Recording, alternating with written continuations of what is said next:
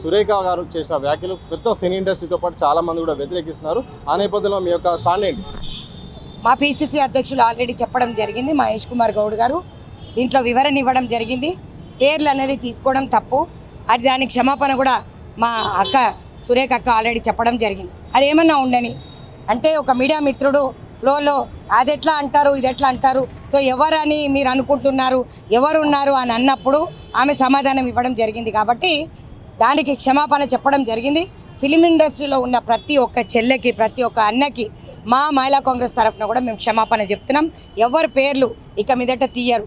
ఇదంతా రాద్దానికి కారణం కేటీఆర్ చేసేపటికే ఇవన్నీ వచ్చినాయి. డ్రగ్ కల్చర్, పబ్ కల్చర్, ఈరోజు మహిళలను హరాస్మెంట్, లైంగిక దాడులు, సోషల్ మీడియాలో ట్రోల్ చేయించడం, ఇవన్నీ కూడా కేటీఆర్ చేయడం వలననే ఇవన్నీ వస్తున్నాయి. కాబట్టి మొదలు ఆయనకు చెక్కు పెట్టాలి.